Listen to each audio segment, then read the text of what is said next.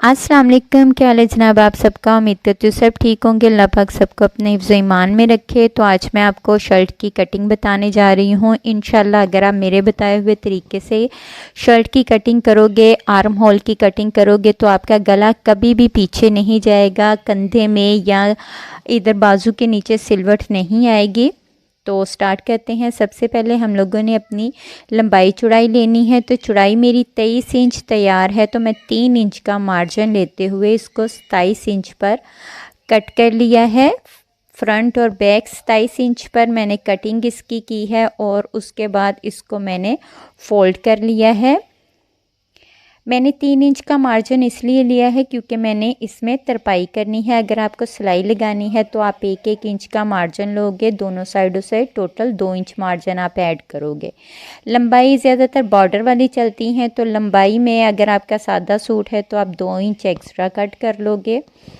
तो ये देखें, मैंने इस तरह से प्रेस करने के बाद अपनी फ्रंट बैक अलग अलग फ़ोल्ड करके रखी है। आप भी अलग अलग अपनी फ्रंट और बैक फ़ोल्ड करके रखोगे।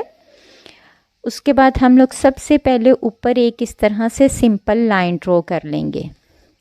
ये इसलिए है कि अगर हमारी कहीं पर भी कोई अरेब है या कपड़ा कम ज़्यादा है तो वो बैलेंस हो जाएगा, ठीक है। उसके बाद हम लोगों ने अपने कंधे की लंबाई निकालनी है, जो ज़्यादातर 7.5 पर चलती है।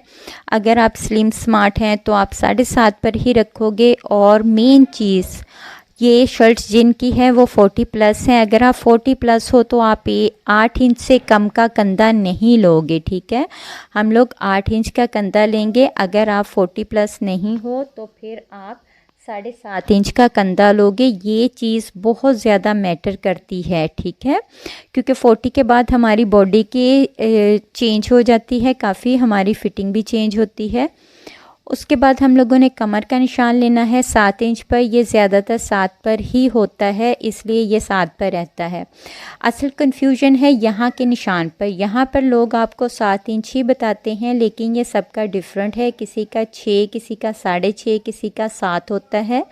ये डिपेंड करता है एक तो हमारी बेली पर कि हमारी बेली कितनी बाहर निकली हुई है, और दूसरा हम लोग चाक कितना पहनते हैं, छोटा पहनते हैं या तंग पहनते हैं। ये हिप से हमारी फिटिंग यहाँ पर आकर बहुत डिपेंड करती है, इसलिए ये निशान सबका चेंज है। अगर मैं आसान लफ्ज़ों में बताऊँ तो आपका ऊपर से लेके नीचे तक की जो है वो लाइनिंग हमारी सारी 21 से 22 इंच तक होनी चाहिए। इससे ज़्यादा ना हो तो बेहतर है। अब हम अपनी ये सीधी लाइनें ड्रॉ कर लेंगे कि देखिए यहाँ तक आप समझे आपका आधा काम हो गया है, अगर आपने यहाँ तक अपनी लाइंस ड्रॉ कर ली हैं तो, ठीक है। अब हम लोग आते हैं अपने तीरे की तरफ। तो तीरा मेरा 15 इंच पर तैयार है। तो मैं हमेशा तीरा जितना तैयार होता है उतना ही कट करती हूँ। मैंने तीरे में कभी भी मार्जिन नहीं रखा। तो मार्जिन क्यों नहीं रखा, वो इसलिए नहीं रखती क्योंकि जब हम लोग गला बनाते हैं तो हमारा तीरा अपने आप पूरा आ जाता है, हमें मार्जिन रखने की ज़रूरत नहीं पड़ती। तो मैंने 7.5 इंच पर यहाँ पर निशान लगा लिया है। 15 का हाफ़ है 7.5। अब हम लोग यहाँ पर अपनी सारी फिटिंग जो है वो हाफ़ पर लेंगे क्योंकि हमारा कपड़ा फोल्ड है। उसके बाद हम लोग अपना एक निशान लगा लेंगे गले पर, जितना हमारे गले की चौड़ाई है, और यहाँ से हम लोग 1/4 इंच लेंगे, यानी कि 1 इंच से कम और हाफ़ इंच से ज़्यादा। यहाँ पर कुछ लोग बिल्कुल ही कम सी कटिंग करते हैं, आपने कम कटिंग नहीं करनी। ये आप एक अपनी सीधी लाइन ड्रॉ कर लो। ये सीधी लाइन मैं इसलिए बता रही हूँ ताकि आपको आगे चल के आसानी रहे। अब हम लोग ये अपनी तीरे की अरेब लाइन भी ड्रॉ कर लेंगे। ये यहाँ से गले के निशान तक होगी हमारी। ये आप कभी भी हाफ़ इंच पर ना करें, हाफ़ इंच से हमेशा ज़्यादा करें। ये चीज़ें बहुत हमारी फ्रंट से फिटिंग पर, हमारी सारी फिटिंग ही इन चीज़ों पर डिपेंड करती है। ये हमने निशान लगा लिया। अब हम लोग यहाँ से 1 इंच अंदर की तरफ मार्जिन लेंगे। अब यहाँ पर भी हर बंदे की कटिंग डिफरेंट होती है, लेकिन सब लोग एक ही कटिंग बताते हैं। कुछ लोगों के ऊपर से शोल्डर हैवी होते हैं और यहाँ से उनकी बॉडी इतनी हैवी नहीं होती, तो फिर उसी हिसाब से हमें ये निशान लगाना पड़ता है। लेकिन ज़्यादातर मैं यहाँ पर 1 इंच से कम और हाफ़ इंच से ज़्यादा, यानी कि 1/4 इंच पर निशान लगाती हूँ। उसके बाद आप अपना अगला निशान चेस्ट का लगा लोगे, ठीक है। हमारी जितनी भी चेस्ट होगी हम उसके हाफ पर यहाँ पर निशान लगाएंगे। फिर अगला निशान हम लोग अपनी कमर का लगा लेंगे। हमारी जितनी भी कमर होगी हम उसका हाफ पर इस तरह निशान लगा लेंगे। और जो हमारा तीसरा निशान लगेगा, चौथा निशान लगेगा, वो हमारा हिप पर लगेगा, जितनी हमारी हिप की फिटिंग है उस हिसाब से। ये आप निशान पहले ही लगा लोगे, 4 जो हमारे निशान हैं। उसके बाद हम लोग अपनी फिटिंग की सिलाइयों के निशान लगा लेंगे और अपने कंधे की कटिंग कर लेंगे। तो ये देखें, ये आपने बिल्कुल इस तरह सीधी कभी भी नहीं लगानी। ये मैं आपको एक सीधी भी लगा के बताती हूँ। ये इस तरह आप नहीं लगाओगे, यहाँ से तकरीबन आपका 1 इंच तक सीधी लाइन आनी चाहिए। आप शुरू से ही ऊपर से ही आपकी तिरछी लाइन नहीं होगी। यहाँ से 1 इंच सीधी करने के बाद हम लोग हल्की सी गोल शेप में ये लाइन लगाएंगे। हमारी फिटिंग की जो सिलाई होती है वो हल्की सी गोलाई में हम लोग लगाएंगे, बिल्कुल सीधी नहीं होगी। अब यहाँ से हिप तक हमारी जो लाइन है वो भी मैं आपको बता देती हूँ, वो भी इस तरह सीधी नहीं होगी, ठीक है। इस तरह से हमारी शर्ट के कॉर्नर निकल आते हैं चाक वाली साइड से। ये भी हम लोग इस तरह हल्की गुलाई में लाकर 1 इंच पर बिल्कुल सीधी कर देंगे।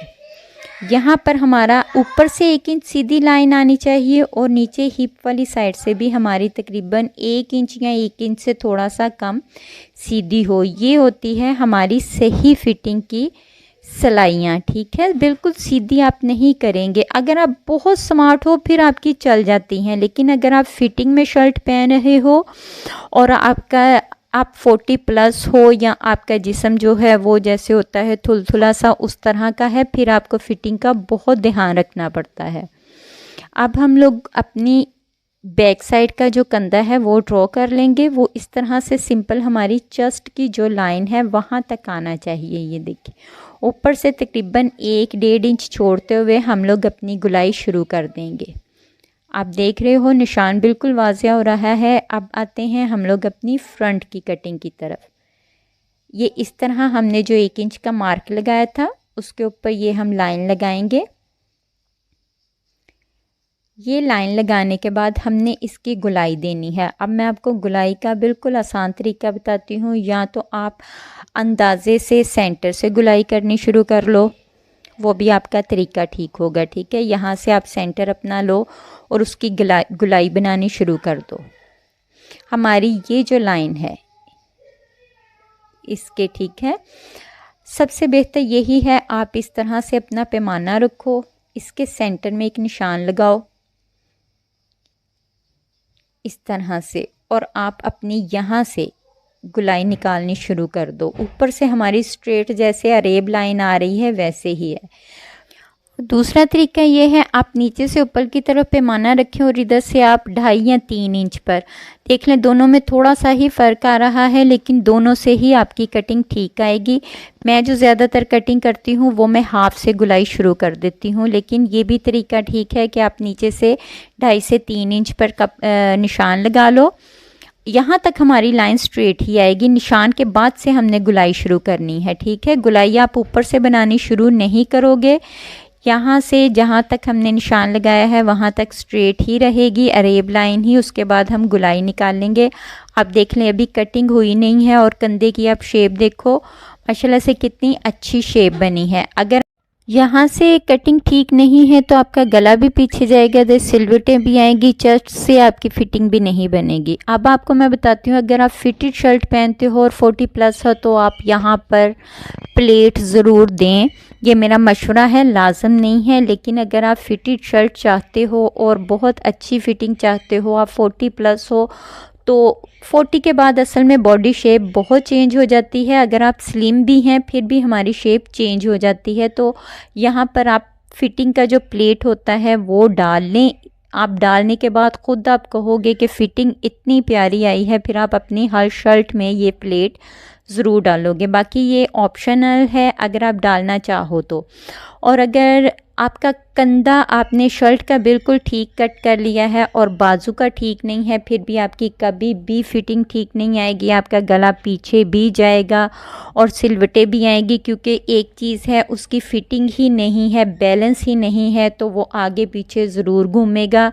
تو بازو کی کٹنگ کے لیے میں ڈسکرپشن میں اپنے بازو کی کٹنگ کی ویڈیو کا لنک ڈال دوں گی، آپ ادھر سے بازو کی کٹنگ سیکھیں اور اپنا بازو بھی اسی طریقے سے کٹ کریں، پھر ہی آپ کی جو شرٹ ہے وہ ٹھیک بیٹھے گی۔ اب آپ چاہیں تو چاروں کندھے اکٹھے کٹ کر لیں، ان چیزوں میں گھبرانا نہیں ہے کیا ہو جائے گا، یہ آپ اپنی مرضی کے مطابق بس ڈر دل میں سے نکال کے پھر کٹنگ کریں۔ آپ چاہو چاروں پیس کٹھے کٹ کر لو، پہلے بیک سائڈ کے پھر فرنٹ سے ڈیپ کر لو، چاہو تو پہلے اوپر سے اٹھا کے یہ دونوں سائڈیں کٹ کر لو، پھر بعد میں آپ نیچے کی دو سائڈیں کٹ کر لو۔ ان چیزوں میں بس ٹینشن نہیں لینی جی اس نے یہ بتایا تھا، یہ کچھ چیزیں ہیں جو آپ کی اپنی مرضی پر ڈپینڈ کرتی ہیں۔ اب یہ دیکھیں میں صرف اوپر والے پہلے دو پارٹ کٹ کر رہی ہوں اور بالکل آرام سموتھ ہاتھوں سے، جہاں پر آپ کی گلائی ہے وہاں پر آپ نے بالکل بھی تیزی نہیں دکھانی۔ دیکھیں اس طرح سے سموتھ ہاتھوں سے میں نے پہلے اپنی اوپر والی دو سائڈیں کٹ کرنی ہیں، اب میں جو ہے وہ نیچے والی دو سائڈیں کٹ کر لوں گی۔ اچھا، کندھے کی کٹنگ صحیح ہونے کے ساتھ ساتھ آپ کو کندھا صحیح اٹیچ کرنا بھی آنا چاہیے، آپ ویڈیو سکپ مت کریں، وہ بھی میں آپ کو ٹپ بتاتی ہوں۔ پہلے ہم یہ سائڈ کا ایکسٹرا کپڑا کٹ کر لیں۔ اچھا، میں ہمیشہ 1.5 سے 2 انچ کا مارجن رکھتی ہوں، یہ بھی آپ کی اپنی مرضی ہے، آپ نے نہیں کہنا باجی نے 2 انچ بتایا تھا تو اتنا ہی رکھنا ہے، آپ چاہیں تو 1 انچ کا مارجن بھی رکھ سکتے ہو، یہ کچھ چیزیں آپ کی اپنی پسند پر ڈپینڈ کرتی ہیں۔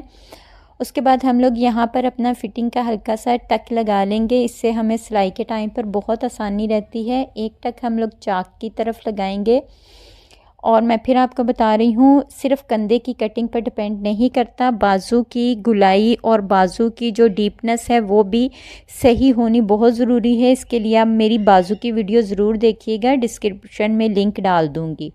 اب میں آپ کو بتاتی ہوں کہ جیسے ہم نے بازو کیسے اٹیچ کرنا ہے۔ اگر آپ کسی اچھے ٹیلر کی شرٹ سلی ہوئی دیکھو گے تو ان کی کبھی بھی بازو کی جو سلائی ہوتی ہے یعنی وہ کبھی بھی فٹنگ کی سلائی کے ساتھ نہیں انہوں نے اٹیچ کی ہوتی، وہ ہمیشہ 1 انچ یا 1/4 انچ آگے والی سائڈ پر ہوتی ہے، یہاں پر ان کی نہیں ہوتی، یعنی کہ یہ جو فٹنگ کی سلائی ہے نا، یہ جو بازو کی ہم لوگ لگاتے ہیں یہ ہماری اس سلائی کے اوپر نہیں آنی چاہیے، یہ ہماری تقریباً میں آپ کو نشان لگا کر بتاتی ہوں، تقریباً 1/4 انچ یا 1 انچ آگے کی طرف ہوگی۔ اس سے کیا ہوگا، ہم جب بازو آگے پیچھے کرتے ہیں ہمارا بازو گھومتا ہے، تو جب یہ ہماری سلائی پیچھے کی طرف جاتی ہے تو ہمارا گلا پیچھے جاتا ہے، یہ بہت بڑا پوائنٹ ہے جو کوئی بھی نہیں بتاتا۔